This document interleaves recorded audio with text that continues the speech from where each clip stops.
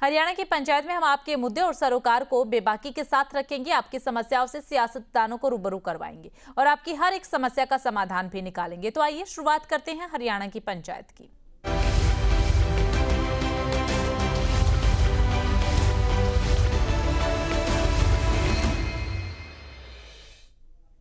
भिवानी जिले में मनीषा की मौत के मामले में अब गैंगस्टर की भी एंट्री हो चुकी है। दरअसल गैंगस्टर सुनील सरधानिया और दीपक नांदल ने सोशल मीडिया पर एक पोस्ट किया है। उन्होंने आरोपियों की जानकारी देने वालों को 51 लाख रुपए के इनाम देने की घोषणा की है। बिश्नोई गैंग ने भी इस पूरे मामले में इंसाफ दिलाने की धमकी दी है। उनका कहना है कि अगर पुलिस और सरकार ने इंसाफ नहीं किया तो वे इंसाफ करेंगे। गैंगस्टरों सुनील सरधानिया और दीपक नांदल ने अपने सोशल मीडिया पर पोस्ट करते हुए सभी बिरादरियों के लोगों को संबोधित किया है। उन्होंने कहा है कि मनीषा के मामले में सभी इंसाफ की मांग कर रहे हैं, लेकिन प्रशासन कुछ नहीं कर पा रहा है। शायद प्रशासन पर किसी का दबाव है, इसलिए वे आरोपियों की जानकारी देने वालों को 51 लाख रुपए का इनाम देंगे। उन्होंने इस बात का भी जिक्र किया है कि जानकारी देने वाले की पहचान बिल्कुल गुप्त रखी जाएगी। हालांकि न्यूज स्टेट इन दोनों ही बयानों की पुष्टि नहीं करता है। पूरे मामले में सवाल उठना स्वाभाविक है कि इंसाफ की लड़ाई में अपराधियों का क्या काम है। टीचर मनीषा की मौत में गैंगस्टर ढूंढ रहे क्या मौका? ये तय है कि सीबीआई मामले की जांच कर रही है, तो अपराधियों के लिए आफत आएगी।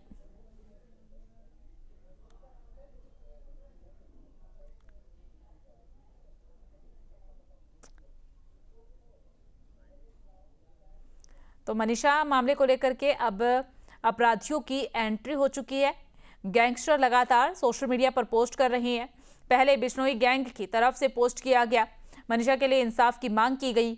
अब 2 और गैंगस्टरों ने पोस्ट कर दिया है, जिसमें कि सीधे तौर पर यही कहा गया कि जो भी आरोपी की पहचान बताएगा उसे 51 लाख रुपए का इनाम दिया जाएगा। साथ ही पहचान बताने वाले शख्स की जानकारी को भी गुप्त रखा जाएगा। लेकिन जिस तरीके से मनीषा हत्याकांड मामले में गैंगस्टर की एंट्री हुई है, इससे तमाम सारे सवाल उठने लगे हैं कि आखिरकार ऐसा क्या है कि जो मनीषा के इंसाफ के लिए गैंगस्टर्स को सामने आना पड़ा। सीबीआई इस पूरे मामले की जांच कर रही है, तो क्या इसीलिए गैंगस्टर अपना बचाव करने के लिए इस तरीके के पोस्ट कर रहे हैं? एक सवाल ये भी उठता है, अगर गैंगस्टर यहां पर सामने आते हैं तो कहीं ना कहीं कानून व्यवस्था पर सवाल उठना भी लाजमी है। इस पूरे मसले को लेकर के आज हम चर्चा करने वाले और हमारे साथ इस मुद्दे पर चर्चा करने के लिए कुछ खास मेहमान जो है वो जुड़ चुके हैं।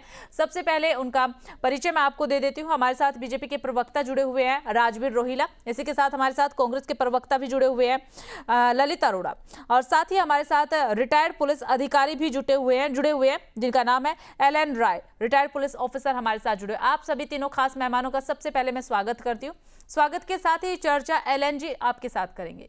सर, मनीषा हत्याकांड मामले को लेकर के अब सीबीआई जांच कर रही है। राज्य सरकार की तरफ से, सैनी सरकार की तरफ से सीबीआई को इसकी जांच सौंप दी गई है, लेकिन अब ऐसे में गैंगस्टर्स के पोस्ट सामने आना किस तरीके से देखा जाए? कानून व्यवस्था पर तो ये सीधे सीधे सवाल खड़े कर देते हैं।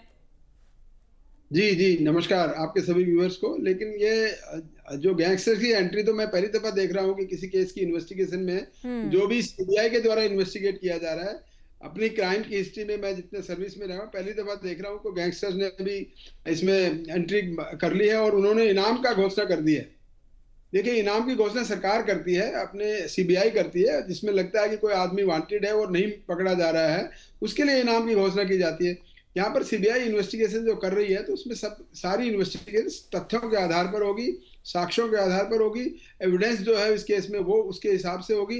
मैं नहीं समझता गैंगस्टर्स इस केस की इन्वेस्टिगेशन को मॉनिटर करेंगे और गैंगस्टर्स इस प्रकार का इनाम रखेंगे। वो उनकी अपनी मर्जी है, जो मर्जी करें। लेकिन कानून की दृष्टि में, इन्वेस्टिगेशन की दृष्टि में, सीबीआई की दृष्टि में, पुलिस की दृष्टि में ऐसा कोई भी इसमें कोई इसकी इम्पोर्टेंस कोई नहीं है इसमें। और वास्तव में मैं दोबारा बता दूं, इनाम की घोषणा तब की जाए जब मान लो किसी को ये नहीं पता कौन आदमी इसमें वांटेड हो सकता है या किसके खिलाफ सबूत हैं, और जो वांटेड आदमी है उसका नाम पता मिल गया है लेकिन वो फरार है, उसको ढूंढने में पुलिस लगी है, वहां पर इनाम डिक्लेयर होता है। यहाँ पर अभी सीबीआई के पास केस की इन्वेस्टिगेशन में, और मैं समझता हूँ सीबीआई की इन्वेस्टिगेशन पूरी थ्योरली करती हैं और सही नतीजे पर भी पहुंचते हैं। सच्चाई इसको कई केसों में पीछे आपने देखा होगा, जो भी केस सीबीआई में गया है वो देर भरे इसमें लगती है। लेकिन अगर कोई आदमी वांटेड है जिसपे उसके घर वाले शक कर रहे हैं और उसकी इन्वॉल्वमेंट इसमें है तो डेफिनेटली वो आदमी पकड़ा जाएगा। और इसमें थोड़ा देर हो सकती है, बट उसको सीबीआई का सिस्टम ये है कि पहले एविडेंस इकट्ठी करना होता है, उसके बाद किसी आदमी के ऊपर हाथ डालता है। कच्ची ठीक है। एविडेंस या कम एविडेंस के आधार पर अगर किसी को पकड़ लिया जाता है तो उसको कोर्ट में जवाब देना पड़ता है। जब उसको पकड़ने के बाद कोर्ट में पेश करते हैं तो कोर्ट को हमें एक्सप्लेन करना पड़ेगा, सीबीआई को एक्सप्लेन करना पड़ेगा किस आधार पर आपने अरेस्ट किया है। और उस टाइम पर साक्ष्य नहीं है, एविडेंस के बिना कोई अरेस्ट कर लिया जाए किसी दबाव से या पॉलिटिकल दबाव से या किसी बिल्कुल और के बिल्कुल सर, ये बात तो बिल्कुल सही है। साक्ष्य होना, सबूत होना काफी ज्यादा जरूरी है। ना जाने कितने ऐसे केस सामने आए अब तक कि साक्ष्य के अभाव से, सबूतों के अभाव की वजह से आरोपियों को बरी कर दिया जाता है। बीजेपी प्रवक्ता का रुख करते हुए राजवीर जी क्या कहना चाहेंगे? सीबीआई को तो जांच दे दी गई है, हरियाणा पुलिस पर लगातार सवाल उठ रहे हैं और अब गैंगस्टर्स की एंट्री हो चुकी है। गैंगस्टर सामने आकर के बोल रहे हैं कि हम इंसाफ दिलवाएंगे मनीषा बहन को, मनीषा बेटी को।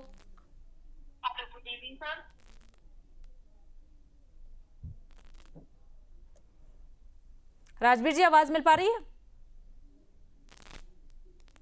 चलिए ठीक है, राजवीर जी तक आवाज नहीं पहुंच पा रही, तब तक ललित जी के पास जाते हुए, ललित जी क्या प्रतिक्रिया रहेगी आपकी? देखिए, मैं हैरान इस बात से हूं, मेरी बात को आप अदरवाइज ना लीजिएगा। मैं इंडिविजुअली इस पक्ष में नहीं हूं कि इसकी वहां पे चर्चा हो नेशनल टेलीविजन पे, पर चूंकि अभी एक सवाल है जो बना हुआ है कि आपने ये भी कहा कि हम इनका सत्यापन नहीं करते, सोशल मीडिया पर ये आया है कि सरदानिया या दीपक नंदन ने ये कहा है या पहले बिश्नोई ने क्या कहा था। देखिए, मैं आपको मेरे को बोलने दीजिएगा क्योंकि मैं ना कुछ एक्सप्लेन करना चाह रहा हूं। आज समाज में पुलिस व्यवस्था पे विश्वास करने की बजाय लोग इन गैंगस्टर्स के ऊपर में विश्वास करेंगे। मेरे को तो बड़ा दुख लगता है। देखिए, हर माहौल में, विदेशों में रॉबिन हुड हुए, वो गरीबों को मदद करते थे, अमीरों से लूटते थे। हमारे तात्या भील जी थे, उनकी समाधि पे आज भी ट्रेन रुक के सीटी बजाती है और उनको हीरो माना जाता है। जग्गा डाकू का किस्सा भी आपने सुना होगा। मेरा ये कहना है कि ये क्यों आए इस पिक्चर में, अगर ये आए हैं तो, क्योंकि मैंने इनकी रिपोर्ट नहीं देखी, मैं सिर्फ न्यूज की जो वैल्यू है या न्यूज के अंदर जो आया है चाहे मीडिया पे, उसके बारे में बात कर रहा हूं। क्या ये सरकार ने पहली बात तो इन गैंगस्टर पे एक मुकदमा दर्ज करना चाहिए कि इनके पास ये सोर्स ऑफ फंड्स कहां से है और ये किस आधार पे पुलिस का काम अपने हाथ में ले रहे हैं, जो बिल्कुल इलीगल है। दूसरी चीज, क्या न्याय व्यवस्था से, जो एक बेसिक सवाल है, क्योंकि हमारे साथ एक लॉ मेकर भी है, एक्स लॉ मेकर हैं, कि पुलिस से विश्वास उठ गया है या जनता न्याय अपने हाथों में लेना चाहती है। अभी तक तो आप इनके लोग कह रहे थे कि वहां पे दूसरे तत्व शामिल हो गए, अब ये गैंगस्टर भी शामिल हो गए। सवाल ये है कि डिले हुआ। दूसरी बात, क्या सीबीआई ने टेक ओवर कर लिया है? क्या देरी हो रही है? मुझे नहीं पता, अगर कर लिया है तो पता होना चाहिए। गैंगस्टर के पास इंफॉर्मेशन कहां से आती है जो वो कहते हैं कि इसमें जो इन्वॉल्व है, वो कैसे मानते हैं इस बात को कि इसमें जो अपराधी इन्वॉल्व है उनको हमें सूचना मिले, हम उनको मारेंगे या पैसे देंगे जो हमें सूचना देगा? इसका आधार क्या है? क्या उनके पास कोई सूचना है? खट्टर साहब ने जो इसमें कहा, मैं उनका आदर करता हूं, ऐसा नहीं, वो पूर्व मुख्यमंत्री हैं और हमारे केंद्रीय मंत्री हैं। उन्होंने कहा कि जो इसके अपराधी हैं वो आसपास ही हैं कहीं के। ये कहने की एक केंद्रीय मंत्री को जरूरत है? It adds fuel to the controversy. आप ये बताइए, क्या पूर्व मुख्यमंत्री और केंद्रीय मंत्री को ये कहना चाहिए? पुलिस की जांच में क्या आ रहा है? कोई कह रहा है जी शीशी मिल गई, कोई कह रहा है जहर था कि नहीं, कोई कह रहा है शीशी नहीं मिली, कोई मेडिकल रिपोर्ट का जिक्र करता है कि इसमें सलवार पे खून के निशान थे। यानी 50 सवाल है। मैं चाहो, मेरी लिस्ट बहुत लंबी है, मैं वो सवाल आपको कह भी सकता हूं। लेकिन मतलब प्लेवे स्कूल से वो कॉलेज गई, कॉलेज में अंदर वो दिखती है कि अंदर है, किसको मिली, वहां से कहां चली गई, फिर उसकी 2 दिन 48 घंटे लाश को मिलने में लगा दिए, उसके बाद 3 पोस्टमार्टम है, उसके बाद जो है सुसाइड नोट है, वो पहले जिक्र नहीं आया। तो कई सवाल थे जो जनता के मन में भी थे, मीडिया के मन में भी थे। अब वो उन सवालों के उत्तर नहीं मिले। लेकिन इसका मतलब मैं ये नहीं कहता कि वो सवाल ठीक थे या गलत थे, इसकी मेरिट में नहीं जा रहा हूं। मैं सिर्फ इतना कह रहा हूं कि गैंगस्टर को यह अधिकार कैसे मिल गया कि वो जो है देश, हरियाणा पुलिस के काम में इंटरफेयर करेंगे या सीबीआई के। यानी गैंगस्टर को नहीं, सुनिए ना, एक लास्ट लाइन, क्या गैंगस्टर को मैं शुरू से ही कहता रहा अपनी डिबेट में, लगभग 6-8 महीने हो गए कि 40 गैंग है, कोई भाऊ गैंग है, कोई फ्रंट, इनके ऊपर नकेल क्यों नहीं कसते? आज तो इन्होंने पुलिस को ठेंगा दिखा दिया कि हम ही न्याय करेंगे। हम कांग्रेस पार्टी, हम इसको एक्सेप्ट नहीं करते। हम कानून के शासन में विश्वास करते हैं और कानून अपना काम और सख्ती से करे। इस तरह से कोई लचर तरीके से कोई इन्वेस्टिगेशन ना हो जिससे जनता को लगे कि सवालों के उत्तर नहीं मिले। ठीक है राजवीर जी, हरियाणा पुलिस पर तो पहले से ही सवाल उठ रहे थे, सीबीआई को जांच दे दी गई है, उसके बावजूद भी गैंगस्टर्स सामने आकर के सीधा सीधा चैलेंज दे रहे हैं कि हमें इंसाफ दिलवाएंगे मनीषा बिटिया को, मनीषा बहन को। जी नमस्ते प्रवक्ता और एक्सपर्ट और आपके दर्शकों को मेरी राम राम। राम राम। नहीं, जिस दिन ये घटना घटी थी उसी दिन मुख्यमंत्री जी का बयान आ गया था, भाई इसकी जांच होगी और न्याय दिया जाएगा। इसमें ये सुसाइड है, ऑनर किलिंग है, मर्डर है, ये हमारा विषय नहीं है, ये जांच का विषय है। ठीक है ना, इसमें हमें मतलब अगर हम यहाँ बैठ के ये निकाल लेंगे तो कुछ निकलने वाला है नहीं।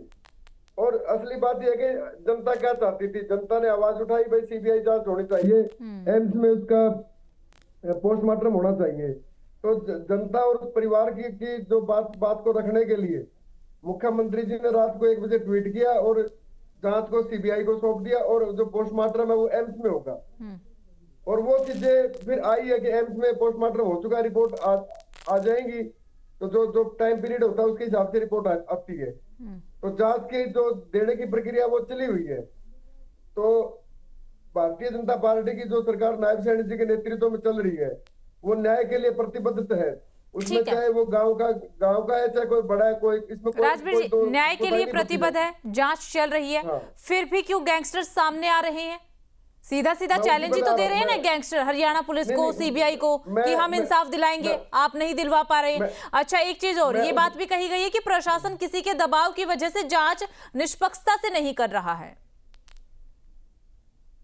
अब एक बात बताइए, आपको भिवानी पुलिस पे भरोसा नहीं है, आपको एसटीएफ पे भरोसा नहीं है, आपको सीबीआई पे भरोसा नहीं है, तो संस्थान पे भरोसा तो करना पड़ेगा ना कहीं ना कहीं। तो जब जनता ने वो या उसके जो परिवार वाले हैं उन्होंने अपनी सहमति दे दी, उसके पिताजी ने वीडियो बना के बोला है मैं मुझे हरियाणा सरकार और जो प्रशासनिक जो सीबीआई है या एम्स है उसमें पूरा भरोसा और हमें न्याय मिलकर रहेगा। तो इसमें नंबर 2 जो ये प्रकरण चला 10-12 दिन, तो जो बहुत सी बातें, बहुत सी चीजें मतलब हुई, पता नहीं किसी ने क्या क्या बोला, लेकिन हरियाणा सरकार ने लगातार अपने जांच का दायरा बढ़ाया, जांच हुई। और ठीक है, वो एक विषय होता है भाई, जो कमेटी से बात हुई भाई हमें मतलब जांच सीबीआई से करवानी है, तो मुख्यमंत्री जी ने वो दे दी। इसमें ईफर पटवारी तो बात ही नहीं, कोई भी धरना उन्होंने उठा लिया, अपना अंतिम संस्कार हो चुका है। वो सारी बातें आपकी राजवीर जी सही है, आप सवाल नहीं समझ पा रही हैं, वो सारी चीजें सही है। वो चीज मैं भी मानती हूं कि मनीषा के पिता का एक वीडियो आया, उन्होंने हाथ जोड़ करके अपील की राजनीति ना करें। कांग्रेस पार्टी की तरफ से, साथ ही साथ मनीषा के परिवार वालों की तरफ से, पूरे हरियाणा प्रदेश की तरफ से सीबीआई जांच और एम्स में पोस्टमार्टम की मांग की गई। दोनों मांगों को हरियाणा सरकार ने माना, वो भी ठीक है। लेकिन इन सब के बावजूद अब जब सीबीआई को जांच दे दी गई, एक तो जैसे कि अभी ललित जी ने ही कहा, अगर सीबीआई को जांच हैंडओवर कर दी गई है तो ये कब खुलासा होगा, कब बताया जाएगा? एक बार सामने आकर के बताए तो सही। अभी ललित जी ने कहा ठीक है, इसके साथ ही गैंगस्टर क्यों इन्वॉल्व हो चुके हैं? मतलब गैंगस्टर्स आकर के बोल रहे हैं, गैंगस्टर्स पर अगर कार्रवाई समय रहते हो जाए तो वो ऐसे मामलों में कूदे ही ना। और पहली बार ऐसा हुआ है, पहली बार किसी हत्याकांड में गैंगस्टर सामने आकर के बोल रहे हैं हम इंसाफ दिलवाएंगे। गैंगस्टर कोई मतलब वो भगवान नहीं है, पहली बात तो वो। लेकिन ये बात भी आप जानते होंगे राजवीर जी, कहना तो नहीं चाहिए लेकिन ये बात भी आप जानते होंगे, बिश्नोई गैंग पर हरियाणा के 99% युवा विश्वास करते हैं, उससे प्रेरित है। सब नहीं, कोई भरोसा नहीं करता। ये सोशल मीडिया का मसला है सारा। सोशल मीडिया पे फेम पाने के लिए कोई भी कुछ लिख देता है, जिसकी वजह से आपने पता भी होगा यूट्यूबर्स को भी मतलब देखा गया है। तो जो ये और एसपी जो जी भिवानी उन्होंने बोला है, और जो डीजीपी थे ए पूर्ण सिंह, उन्होंने बोला है कि ये फेम पाने के लिए ये गैंगस्टर जो भी विदेश से कोई भी पोस्ट करता है उस पोस्ट का हवा बढ़ा दिया जाता है। ये पहले भी एक पोस्ट आई थी, उसके बाद आज या कल जो भी आप बता रहे हो पोस्ट आई होगी, सिर्फ और सिर्फ ये मतलब एक अट्रैक्शन लेने के लिए है ये, और कोई लंबी चौड़ी बात नहीं है। ना तो इनका कोई बेस होता है इन लोगों का, इनका कुछ बेस नहीं होता। ये ठीक है भाई, अपना अपराध में है तो इनको अपना, आजकल मीडिया का जमाना, हर कोई लाइमलाइट में रहना चाहता है, तो इससे ज्यादा कुछ नहीं है। और हरियाणा सरकार पूरी तरह डिनाई करती है। सीबीआई इसकी जांच करेगी और जो एम्स की रिपोर्ट आएगी वो पब्लिक के सामने होगी। जो भी दूध का दूध और पानी का पानी हो जाएगा, अपराधी को बख्शा नहीं जाएगा। बाकी परिस्थितियों का खेल है, जो सामने आएगा वो बता दिया जाएगा। चलिए ठीक है। एलन जी आपके पास आते हुए सर देखिए, आपसे यही समझना और जानना चाहेंगे कि सीबीआई तो जांच कर रही है, लेकिन फिर भी गैंगस्टर का इन्वॉल्वमेंट यहां पर देखा गया। हरियाणा में तो ऐसा मैं पहली बार देख रही हूं कि किसी भी केस में गैंगस्टर सामने आकर के बोल रहे हैं कि प्रशासन के बस की बात नहीं है, वो इंसाफ नहीं दिला सकते, हम इंसाफ दिलाएंगे। आप आइए, हमें बता दीजिए, आपकी जानकारी को गुप्त रखा जाएगा। अब क्या हरियाणा प्रदेश में गैंगस्टर्स कानून चलाएंगे क्या? देखिए, ये हरियाणा में ही नहीं है, कहीं मैंने नहीं सुना, किसी वर्ल्ड में नहीं देखा है कि ऐसे वो गैंगस्टर हैं जो कानून की इन्वेस्टिगेशन की बात करें। वो अलग बात है कि गैंगस्टर अपने वो करते हैं कि पैसे इकट्ठा करते हैं, गरीबों में बांटना, वो अलग चीज है। ये फंड कहाँ से आता है सर? फिर यहाँ पर तो सवाल ये भी उठ जाता है ना कि इनके पास इतना फंड कहाँ से आता है? सबसे इम्पोर्टेंट बात इसमें यही है गैंगस्टर्स की, जो कह रहे हैं 51 लाख रुपए इनाम देंगे हम, तो 51 लाख रुपए आएगा कहाँ से उनके पास? बशर्ते कि उनके पास कोई ITR तो है नहीं, कोई इनकम टैक्स तो रिटर्न भरते नहीं हो, जहाँ की इतना पैसा इकट्ठा आ जाएगा, या वो व्हाइट में देंगे या ब्लैक में देंगे, कैसे, वो तो खुलासा किया नहीं है। लेकिन ये निश्चित तय है कि इस प्रकार की जो बातें करने से जो क्रिमिनल्स हैं, जो कि मीडिया में हाईलाइट होना चाहते हैं अपने आप में, और वो सब समझते हैं कि हम वो कुछ कर सकते हैं, वो उनकी अपनी समझ है, उनको कुछ कह कोई सकता नहीं है। और इसमें कोई गैर कानूनी काम भी ऐसा नहीं है कि जो गैर कानूनी उन्होंने कुछ कहा हो या उनके खिलाफ कोई एक्शन लिया जाए। सरकार भी इसके खिलाफ कोई एक्शन नहीं ले सकती अनलेस कि कोई आके सामने आके कोई राइटिंग में कोई ऐसी बात करे कि हाँ जी हम करेंगे। लेकिन हाँ, ये जरूर है कि जैसे अभी बता रहे थे एक प्रवक्ता, लेकिन सर ठीक है, आपने जिक्र किया कि हम उन पर एक्शन नहीं ले सकते, लेकिन जब इस तरीके के पोस्ट गैंगस्टर्स करेंगे, बिश्नोई गैंग वो गैंग जिस पर बहुत सारे युवा विश्वास करते हैं, उनके एक पोस्ट से तमाम युवा इकट्ठा हो जाते हैं, धरने पर बैठ जाते हैं, ये बात तो आप मानते होंगे ना। अब वो इस तरीके के पोस्ट करने लग जाएं तो फिर युवा तो उनकी तरफ भागेंगे ना, कानून से विश्वास उठ जाएगा।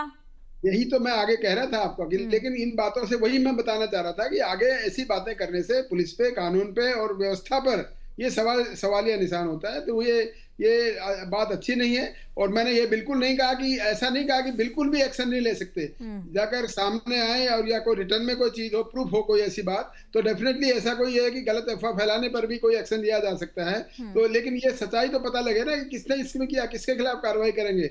अगर वो जो नाम से कर रहे हैं या वही है, सामने आकर कहें, लिखित में करें, या कोई मेल भेजें, ईमेल भेजें, पुलिस को भेजें या CBI को भेजें, तब उनके खिलाफ कुछ हो सकता है कि वो कहेंगे हम 51 लाख रुपए इनाम देंगे और हमें नाम गुप्त रखा जाएगा। वो तो एक कॉमन सी बात है, जो भी पुलिस भी अगर इनाम रखती है तो ये कंडीशन तो लगती है कि हम किसी का नाम गुप्त रखेंगे, किसी का नाम उजागर नहीं करेंगे।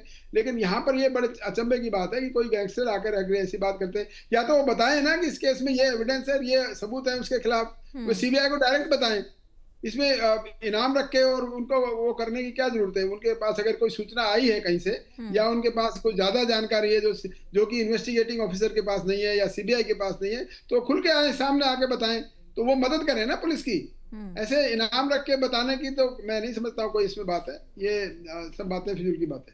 ठीक है, एक बार राजवीर जी के पास जाते हुए, राजवीर जी देखिए, आपने सुना होगा एलन जी को भी, एलन जी आपके पास भी मैं आऊंगी, एक बार छोटी सी प्रतिक्रिया राजवीर जी की ले लेती हूँ। आपने सुना होगा एलन जी को भी कि ऐसे अगर पोस्ट सोशल मीडिया पर पोस्ट करते हैं तो सरकार की ही जिम्मेदारी बनती है ना कि इन पोस्ट किस तरीके से किए जा रहे हैं, साइबर सेल को एक्टिव किया जाए, साइबर क्राइम ब्रांच इन्हें ढूंढे, इन पर कार्रवाई हो ताकि ये आगे इस तरीके के पोस्ट ना करे।